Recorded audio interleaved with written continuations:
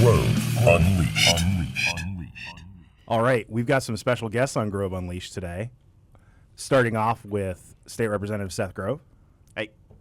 And our Minority Leader, Mr. Bryan Cutler. Hello, how you doing?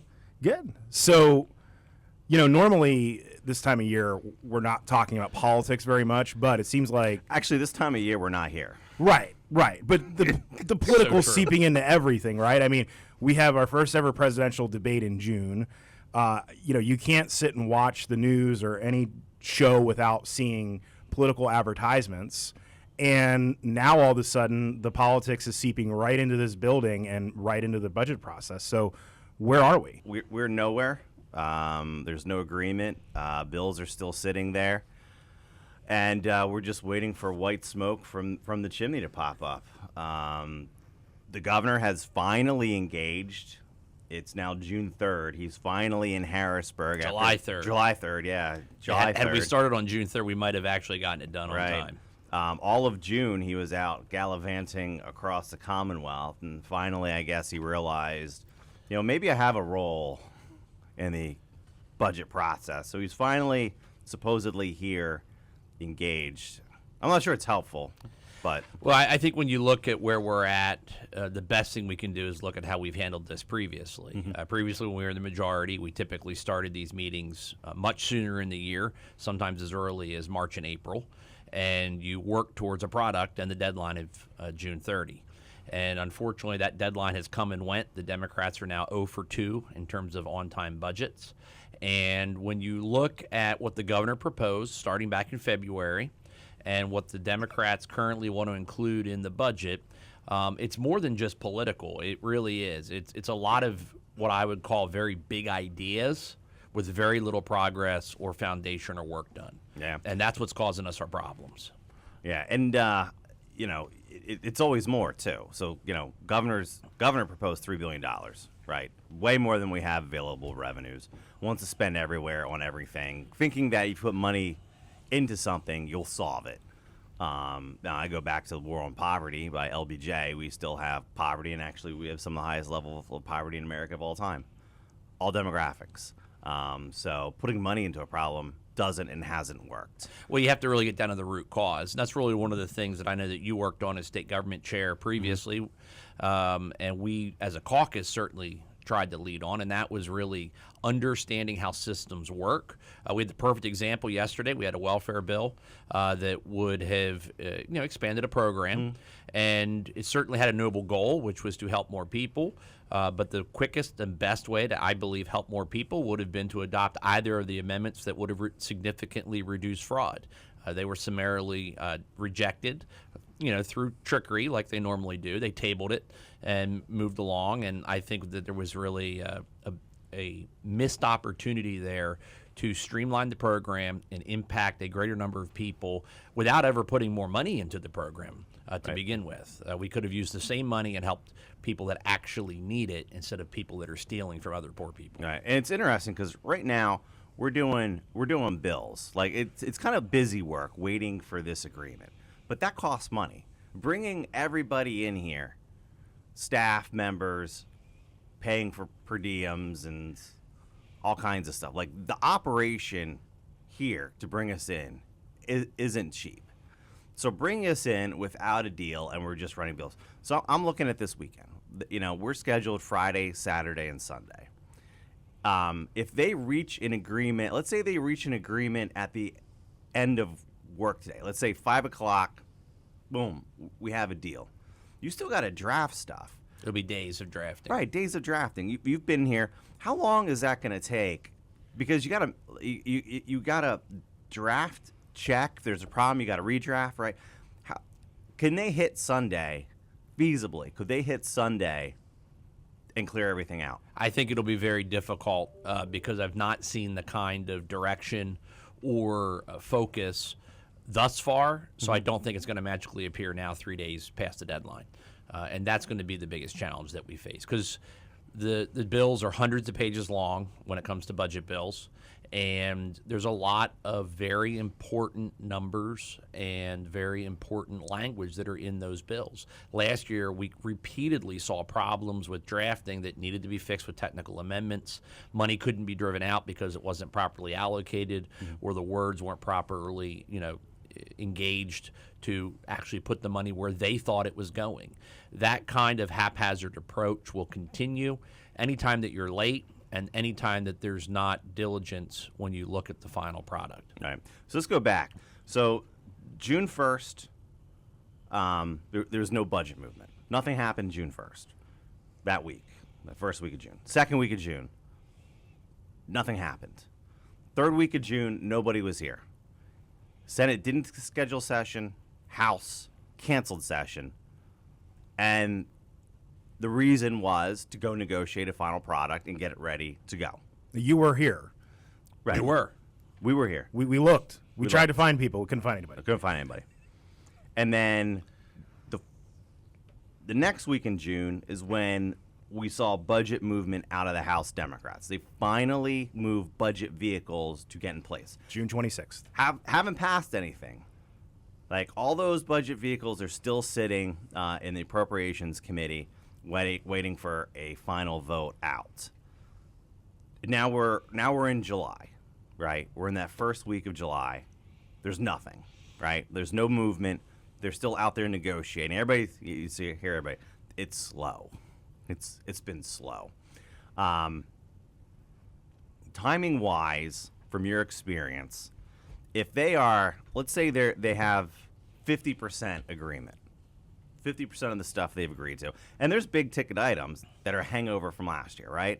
How much do you fund in schools? What's school choice look like? And now they want to layer distribution on top, because we've never done distribution in a budget. It's always been outside the budget for the next budget. So they want to do three major things just in education. Let's say we're 50% and that's not done. How long do you think that's going to take through negotiation? Well, just arriving at the language could take several days or longer. Right. And then actually drafting it again will also be multiple days. And when you look at that, you're just talking about K through 12. Right. Funding and distribution. There's huge changes coming in the higher ed world as well. The governor himself proposed a plan, his blueprint. I think that's largely been set aside, but modified. I've never seen more people hate something more than that. Bipartisan stakeholder groups. I think it was just him out there alone on an island. Like Kate Shaw. Kate Shaw. Yeah, and Senate Republicans, Right. and our education chairman, Chairman Topper, obviously came up with Grow PA, and they worked very hard on that. Seems to be a good alternative. We'll see what kind of traction that gets. But to your point, that's not negotiated yet. That's merely what they think is the best solution to that problem. And here in Harrisburg, we've talked about it a lot of times on the House floor.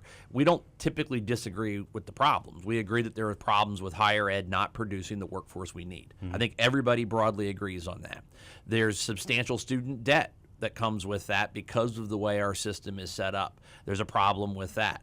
However, we have to change how we approach that kind of what I'll call demand for those high demand jobs.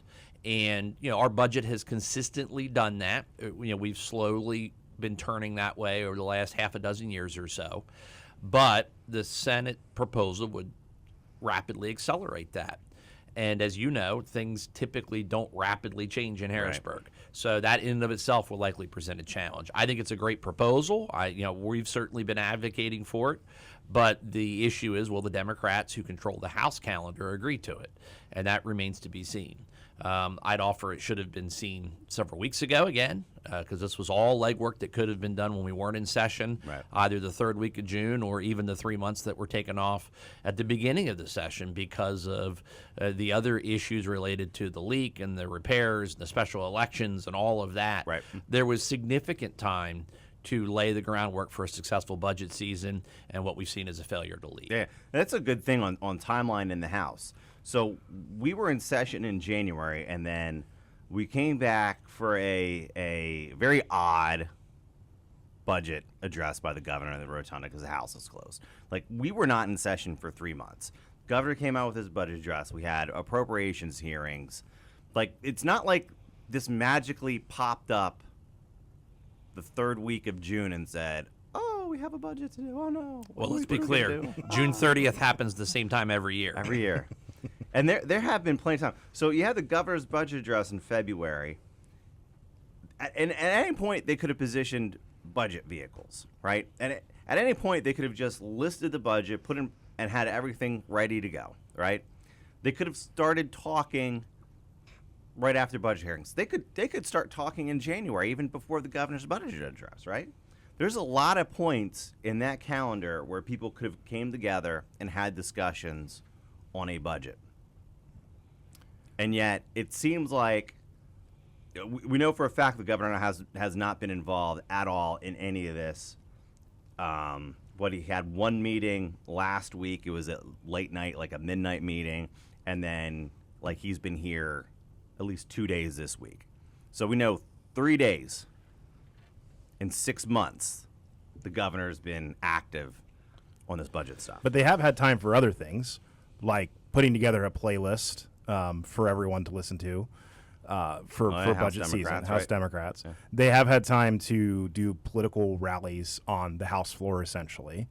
So is it really a matter of not having forethought, or are they just thinking about other things? It could be. I think it's a lack of priorities. They're not prioritizing the budget. The budget is about solving problems and helping people. They're focused on politics, which is completely not where that belongs. That's why I sent the letter that I did to the Secretary of the Department Go into of that a General little Services. bit. This is just fascinating. So go into these political rallies and taxpayer funds being used for it. Well, I'll provide some background. My first term, then Attorney General Corbett was investigating the House Democrats, House Republicans, Senate Democrats and Republicans for essentially using state resources for campaign purposes. Several people, including 2 former speakers, were placed in prison for these charges. And ultimately, we put policies in place that ensured that no longer happened. They were bright lines. It was very clear. And what we witnessed at the, beginning to the middle of the month last month were 2 successive rallies that were held on Capitol grounds, which were then supported by the Department of General Services. They are the ones who are really in charge of the grounds, the buildings, the maintenance, those sorts of things. And they were supported not just with equipment, microphones, lecterns, speakers. They had staff there as well that can be clearly seen in the photographs that were then circulated post-rally. And that's a problem. DGS, Department of General Services, said that they were merely working with the campaigns to set it up, but then they also admitted they didn't charge the campaigns for it. So you have direct support given to campaigns. That's an in-kind contribution. That is an in-kind contribution. They sort of hid behind the First Amendment and said, well, we let everybody come, but to date, I've only seen 2 Democrat rallies that have been held. Right. And now, there was supposed to be a third after the debate, but they seem to have canceled that. They did cancel that. I found that weird why they would cancel that one. What was the topic? I think it was the post-debate comments. I guess they didn't have any good comments post the debate. They were going to talk about they were going to mention the the thing. The thing, yeah. I'm totally going to mention it. And they could have mentioned the thing. But they canceled. So that was weird. Yeah, it's fascinating, but you could just see where they're at. It's politics first. Yeah. Budget that actually impacts people's lives. And the longer, and we've been through protracted budgets. Governor Wolf's first budget, $12.8 billion tax increase. We're like, we're not doing taxes. That went 9 months, and he finally capitulated. I still have the newspaper, my local newspaper, because it's his local newspaper, that says Wolf relents on budget. It was a great day for America, I think, not having to deal with massive taxes. But that's strung out to the point of he couldn't fight for taxes anymore because I know the fiscal year was coming up. Well, let's talk about what happens when the fiscal year comes and ends, on June 30. And now we're 3 days in, looking forward. Who pays that price? Well, we know from prior court cases that state employees continue to get paid. Right. You show up for work, get paid. I always wonder, like, does that include, because they're all working from home now, like, if you show up at your house, you get paid instead of work? Just a thought. Just putting that out there. So that piece will be taken care of. Here's who's not taken care of. You've got a lot of social service programs, money that goes to the counties that cares for individuals with disabilities, both physical and mental. Other areas that will not be funded until there is a budget, and we saw that in the long, lengthy, protracted delay by Governor Wolf in his first year, where these service organizations that care for people in their homes had to go out and borrow money and incur additional expense because the job wasn't done. And in that particular one, the governor had several opportunities to sign budgets. He vetoed them. He did a variety of different things. He was holding out for taxes. The problem that we have here is I don't think that the Democrats have really outlined exactly what they're holding out for, other than more time to do political events and advance their ability to try to maintain the majority. Because we've seen continued efforts on the House floor where our opinions, our amendments have been squelched. They're consistently tabled. I think we're up to like 60-some tablings now of amendments, and hundreds of amendments have been ruled out of order. And I'd encourage you to go take a look at them. Those are almost overwhelmingly, if not unanimously, been Republican amendments. Right. Those same rulings are not impacting their amendments. And it's not because they're better drafters, it's because they're using it to work around actually dealing with the issues. So our members haven't had an opportunity to share their vision for the Commonwealth, how we think things should be done. And we'll come right back to the budget. The budget should be done by June 30. They have failed. A few weeks ago, you and Seth were talking with the NFIB, and you'd mentioned a couple of different bills and ideas that you were working on that we had offered as amendments. And at the time, Leader Bradford said, well, I'll look into that, all these amendments that have been ruled out of order. Did he ever make good on that promise to you? Still waiting. Yeah. And one of them was a very easy sale. Leader Cutler brought it up. It was a very easy sales tax thing that Representative Chairman Jesse Topper has, and it's back when we were short on funds, there was a legislation passed to require businesses to prepay their sales tax to get cash in kind of ahead of time. It was a cash advance. Yeah, cash advance. We don't need it anymore, so it kind of returns back. It would be very helpful to businesses where they don't have to prepay their taxes. That was brought up during that meeting, and he was like, "Oh, that sounds interesting. We'll have to look at that." And there's been zero. And some of the amendments that were filed that he got rid of is that bill. Very easy bill, and we're at the you don't need to prepay your taxes. Just pay them when you collect them. Go back to your normal collection period, right? That's where I think you said, well, we've been trying to do this. Right. You keep stopping us. Right. Well, I'll look into it. Well, but it highlights the challenges by not having a clear plan or a path to get to where they need to with the budget. They no longer have the time to consider other things. And when you get to the list, and I'll use the taxes as an example, there's a lot of tax credits and other programs that they certainly are interested in. And for the listeners, I think it's probably worth a mention, Seth, kind of get into the budget's not just the numbers bill that we pass. We've got essentially what I'll call the different instruction manuals. You've got the education code bill, which will get into the distribution formula, which we talked at the beginning of the episode. You've got the human services code, which drives out all the social services money, both to the groups and the counties that care for those individuals that are stuck waiting for their money right now. And some years you have a tax code bill where maybe, as the Senate Republicans have been advocating for tax cuts, as we have, because if there's a surplus, that the best way to do is re-zero the books and return some of that money to the taxpayers who have overpaid. And those sometimes become wish lists, essentially, of all the different programs or tax changes that people would like. And sometimes they're fairly innocuous. I think that would be one that really isn't that difficult. It seems to make sense. Why should that one group be singled out to prepay a tax? Because you're essentially guessing, and then you have to reconcile it on the back end. Makes no sense.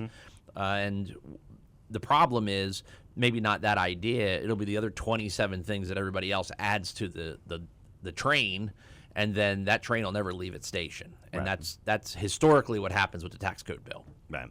And then you also have like all the housekeeping bills, like the PUC, some of the entities that aren't in the general fund. They're kind of independent commissions. Good point. So there's so many bills outside of just the GA. And really last year, the budget impasse was a fiscal code. Right.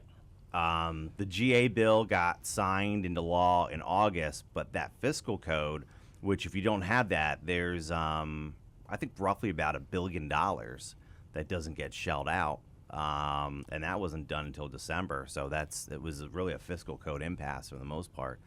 That instruction manual.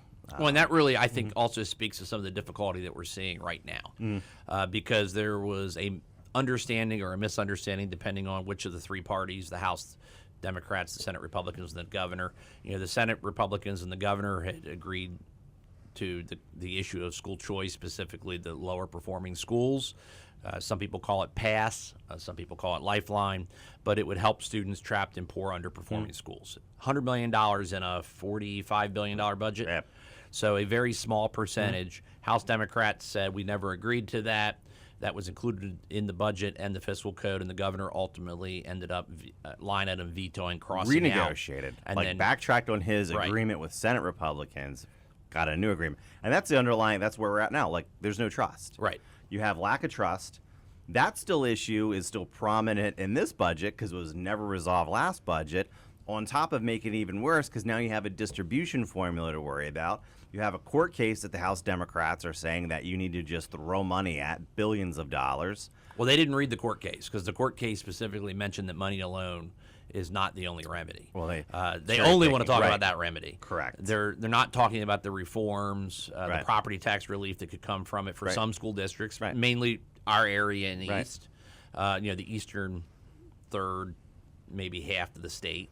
That it has chronically overpaid property taxes to compensate for underfunding by the state lines, comparatively speaking. So the issue that the court case covered was specifically the manner in which the money is distributed, not the amount. And the Democrats thus far have only made it about the amount. Advocates have indicated that if it's not at least $2 billion, are likely to return back to court, and the governor himself only asked for a fraction of that. Right. So no matter what, we're heading back to court. I don't know. Correct. I don't know if anybody, like, there's no point in saying we need X amount. Like, we could probably put $10 trillion. They're heading back to court because it won't be enough. Something you said there caught my attention about trying to cut property taxes, but the Democrats have said that their bill cuts property taxes. Is that not accurate? Well, they have two chunks, and this is mind-boggling because, like, when you hear it, you're going to be like, are you kidding me? That is the dumbest thing I've ever heard. But yeah, this is their plan. So they have two buckets dealing with property taxes. One bucket is school districts they feel, and your school district might not be in it, and you may disagree with this because you're like, no, I have high property taxes and I should be in this bucket. But not everybody's in this bucket. So there's a bucket of school districts they feel are high in property taxes and they want to give them money to deal with property taxes. Now, the devil's always in the detail. Right. So their idea of dealing with property taxes is giving school district money but not requiring any reduction in property taxes. So they're going to give these school districts that they feel have a high property tax burden, say, here's money. You could reduce property. We're not going to make you reduce property taxes. So what are they going to do? If you feel like it, you can take this money and you can reduce property taxes, but you don't have to if you don't want to. You don't have to, right? So you could just put that, spend it, and raise property taxes even more. So by that logic, we have been voting to reduce property taxes for decades. Right. Because every year you send school districts money, and they have the option to lower property taxes Right. if they want. And then they have this other chunk of, and this is my favorite. So I'll say this slowly because you're going to be like, this can't be true. This is, you're making this up. So they have this other chunk of school districts they feel haven't taxed their residents enough.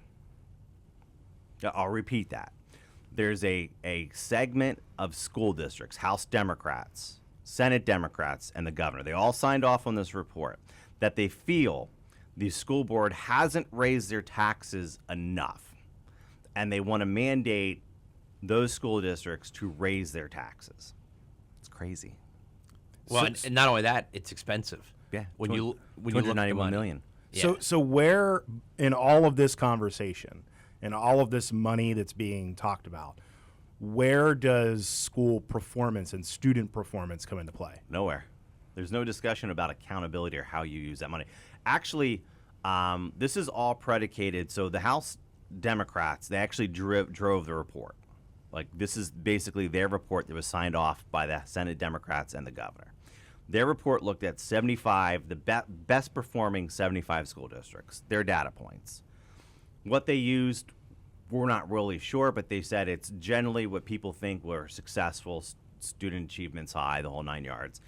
And they took on average about what each one spends Per student. and then they did a median. Not of all 75.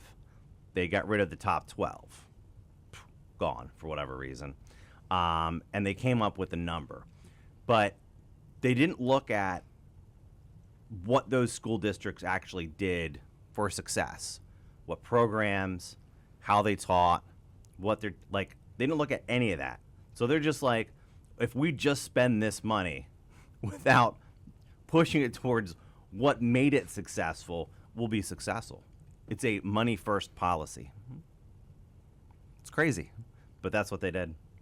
Why 12? What 12 apostles?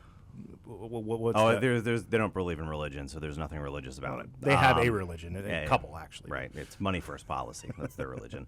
Now, if you take their argument that money equals success, if you put $100 million more in, they'll be more successful. So, in a $48 billion budget, $100 million is a rounding error. right. So it just seems rather silly. Unless it's for Lifeline scholarship. Right. Correct. And Then it's a hill you die on. Right. Too much. 0.02% of the budget. Yeah. So that's what we're facing. So this is just a giant manipulation to meet stakeholder groups where they're at. That's all it is. Maybe they took that $100 million off so that we could put the $100 million in for Lifeline. Oh, that's so kind of them. I doubt it. Wishful thinking. But that's Ever the optimist. right. That's kind of where we're at, and I think that's the big rub with Republicans. It's a lack of accountability. Like, money has not solved any problem in the history of government, ever. Putting more money into anything has not worked. You need to put in the reforms. You need to put the requirements. If in fact the House Democrats know those 75 school districts, the most, so to speak, they're most successful, they should have asked them how and what they do and benchmark that money to that level of success. So at the time of this taping, it is July 3rd. We still don't have a budget. We're 3 days into this. What do you think? Are we going to get this done in a week, in a month, in a year, after the election? That's a good question. I mean, you still have the holdup, you still have the mistrust, you still have the holdup, right? You know, we've in detail discussed the problems with education, distribution, that whole thing, how much to put into it. You have multiple tax code. I mean, the governor and House Democrats are $3 billion plus. The Senate Republicans put on the table a $3 billion tax cut. That's a $6 billion gap. That's tough. That's really tough to close. And then you just have the mistrust, and you have an uncertain economy coming up. I don't know what it's going to take to actually close this, because it seems like they're so far off on numerous issues, and an absentee governor that has not been involved in this process at all. I don't know what it's going to take. Well, right now, what we've essentially got is people just exchanging lists of requests and demands. Right. And what it's going to take is a serious discussion about those lists and actually removing stuff, not adding to it, which is what we're still seeing up until today. Right. If you look at the legislative calendar. Yeah. So that's how you solve it. The quicker that everybody comes to that realization, I think we'll all be better off. I'll go back to the people that'll be hurt the most by not having this done. It's a lot of the people that, quite frankly, rely on this money to provide for basic services, and the failure of leadership that we've seen demonstrated by the House Democrats and the unwillingness to compromise. And I know that compromise seems like a bad word in a lot of people's vocabulary, but it is how a split government ultimately has to function. Coming to that realization sooner will be better. I just don't know how soon that will happen. Grove Unleashed.